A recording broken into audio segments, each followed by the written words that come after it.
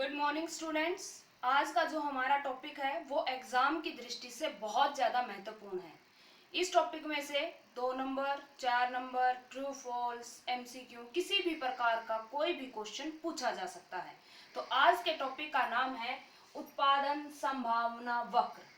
उत्पादन संभावना वक्र होता क्या है?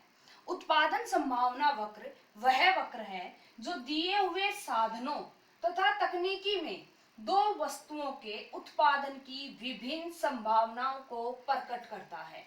उत्पादन संभावना वक्र हमें बताता है कि दो वस्तुओं का हम अधिकतम उत्पादन कितना कर सकते हैं।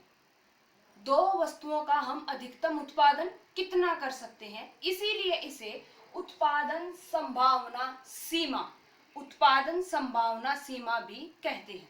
इसका एक नाम और है रूपांतरण रेखा। रूपांतरण रेखा कैसे? जैसे कि जब हम वस्तु X का उत्पादन ज्यादा करना चाहते हैं तो जो साधन वस्तु Y के ऊपर लगे हुए हैं उन साधनों को हटाकर हमें वस्तु X पर लगाना है। तो वस्तु Y का रूपांतरण किस में हो गया? वस्तु X में। इसी प्रकार इसको क्या कहते हैं? रूपांतरण रेखा भी कहते हैं। जो हमारा उत्पादन संभावना वक्र है उसकी जो धारणा है वो विभिन्न मान्यताओं पर आधारित है। सबसे पहली जो हमारी मान्यताएं है वो ये है कि केवल दो वस्तुओं का उत्पादन किया जाएगा। केवल दो वस्तुओं का उत्पादन इसलिए किया जाता है क्योंकि यह हमारे लिए आसान हो जाता है समझने में।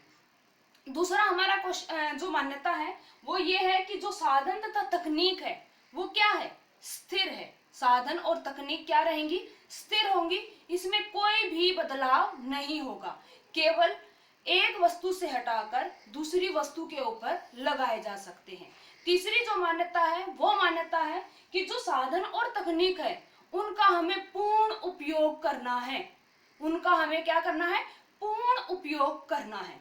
तो जो उत्पादन संभावना वक्र है उसको हम एक उदाहरण के द्वारा या हम कह सकते हैं तालिका और चित्र के द्वारा भी आसानी से समझ सकते हैं। तो चलो अब हम तालिका और चित्र की सहायता से उत्पादन संभावना वक्र को और भी आसान बनाते हैं। हमारी जो तालिका है वो केवल दो वस्तुओं का उत्पादन करेगी, एक तो गेहूं का और एक कपड़े का। गेहूं का उत्पादन टन में होगा और कपड़े का उत्पादन गांठों में होगा। मान लो सारे के सारे साधन हमने कपड़े के उत्पादन पर लगा दिए और गेहूं के उत्पादन पर कोई भी साधन नहीं लगाया, तो कपड़े का उत्पादन होगा 12 गांठें और गेहूं का उत्पादन, क्योंकि साधन कोई भी नहीं लगा, तो क्या हो गया? 0 उत्पादन हुआ। फिर हम क्या करते हैं कि सारे के सारे साधन हटाकर कपड़े पर से गेहूं के ऊपर लगा देते हैं, तो गेहूं का उत्पादन हुआ 6 टन। गेहूं का उत्पादन कितना हुआ? 6 टन। और कपड़े का उत्पादन कितना हुआ? 0। क्यों? क्योंकि कोई भी साधन कपड़े के ऊपर नहीं लगाया गया।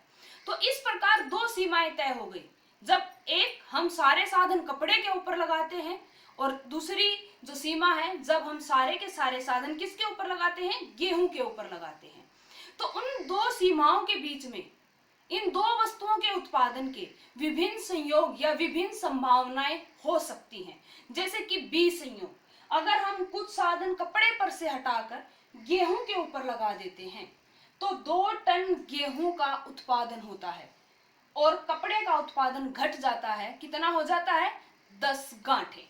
फिर हमने कुछ साधन और कपड़े पर से हटाकर गेहूं के ऊपर लगा दिए तो गेहूं का उत्पादन हुआ 4 टन और कपड़े का उत्पादन घटकर कितना हो गया?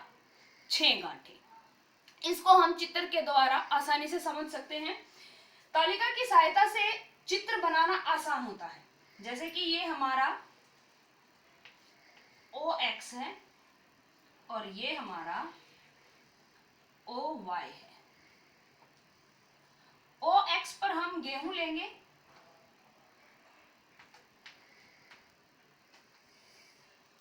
यहां लिख देती हूं गेहूं, और OY पर हम कपड़ा लेंगे।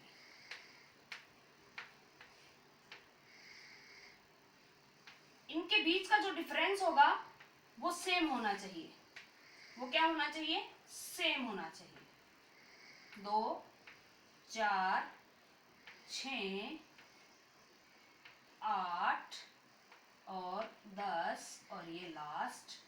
12। हम तालिका की सहायता से चित्र को बनाते हैं।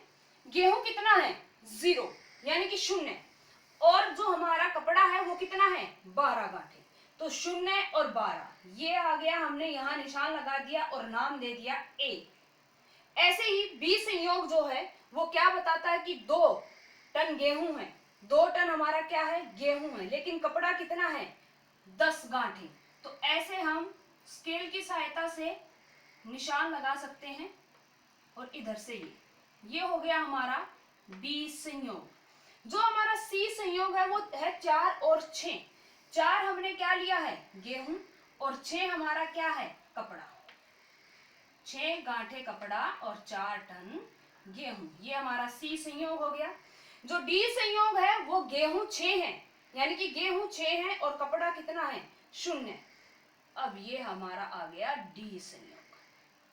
अब जो हमारे ए संयोग, बी संयोग, सी संयोग और डी संयोग हमें प्राप्त हुआ है, उन बिंदुओं को हम क्या कर देंगे? हम उन बिंदुओं को आपस में मिलाते हुए ऐसे उत्पादन संभावना वक्र को खींच देंगे।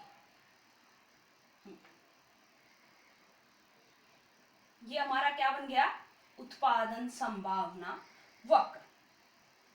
ये उत्पादन संभावना वक्र क्या दिखाता है कि जो ये वक्र है इस पर कोई भी संयोग हम प्राप्त कर सकते हैं जब हम 2 वस्तुओं का उत्पादन करते हैं। लेकिन साधनों और जो हमारे पास तकनीक है उसका हमें क्या करना होगा? पूर्ण उपयोग। अगर हम साधन और तकनीक का पूर्ण उपयोग नहीं करेंगे तो यहाँ पर इस रेखा के ऊपर या इस वक्र के ऊपर हमें क्या प्राप्त नहीं होगा?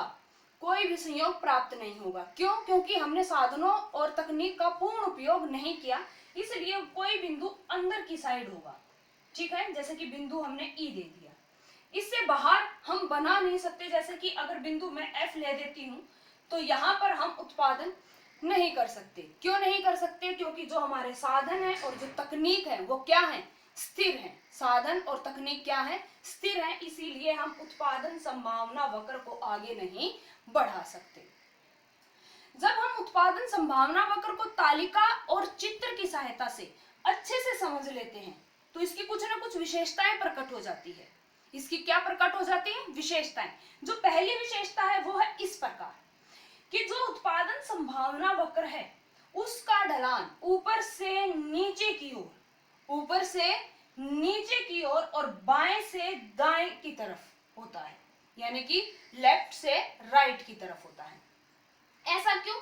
कि ये ऊपर से नीचे और बाएं से दाएं की तरफ। ऐसा इसलिए होता है क्योंकि जब हम एक वस्तु का उत्पादन करते हैं तो दूसरी जो वस्तु के ऊपर साधन लगे हुए हैं उनमें से कुछ हटाकर साधन किसके ऊपर लगाने पड़ते हैं? दूसरे वस्तु की उत्पादन करने के लिए, तो दूसरी वस्तु के ऊपर। जैसे जब हमने गेहूं का उत्पादन किया तो हमने जो साधन कपड़े के ऊपर लगे हुए थे वो साधन कपड़े पर से हटाकर किसके ऊपर लगा दिए? गेहूं के ऊपर। इसीलिए जो हमारा वक्र है वो ऊपर से नीचे और बाएं से दाएं की तरफ होता है। जो हमारी दूसरी विशेषता है वो कहता है कि जो इसका ढलान है वो नतोदर है। नतोदर का मतलब क्या होता है? नतोदर का मतलब होता है कि उसका जो मुख है वो किसकी तरफ झुका हुआ है? जो मूल बिंदु है ओ उसकी तरफ। यानी कि देखो ऐसे मूल बिंदु की तरफ आया हुआ है, ऐसे नहीं गया है। मूल बिंदु से उन्तोदर नहीं है, नतोदर है। ऐसा क्यों होता है? ऐसा इसलिए होता है कि जब हम एक वस्तु का अधिक उत्पादन करना चाहते हैं तो दूसरी वस्तु पे से जो साधन हटाते हैं धीरे धीरे त्यागने की जो क्षमता है वो बढ़ती चली जाती है। कैसे? जैसे जब हमने 0 से 2 टन गेहूं का उत्पादन किया तो गांठें जो थी उनका कम हो गया कितना? 12 से 10, क्योंकि साधन हमने हटाए। फिर धीरे धीरे हमने क्या किया कि हमें 2 से 4 टन गेहूं उत्पादन करना है, क्योंकि अब हमें गेहूं के उत्पादन को बढ़ाना है। तो जो साधन हमने त्यागे हैं कपड़े के ऊपर जो लगे हुए थे वो ज्यादा साधनों का त्याग करना पड़ता है। जैसे जैसे हम दूसरी वस्तु का अधिक उत्पादन करते हैं तो जो पहली वस्तु है, या हम कह सकते हैं कि जब हम वस्तु X का अधिक उत्पादन करना चाहते हैं तो जो वस्तु y पर साधन लगे हुए हैं उनकी जो त्यागने की क्षमता है या मात्रा है वो धीरे धीरे क्या होती चली जाती है, बढ़ती चली जाती है। इसीलिए उत्पादन संभावना वक्र जो है वो मूल बिंदु की तरफ नतोदर होता है। ये इसकी दूसरी विशेषता है। आई होप कि आप सभी को हमारा जो ये टॉपिक है उत्पादन संभावना वक्र ये समझ में आ गया होगा। थैंक यू, धन्यवाद।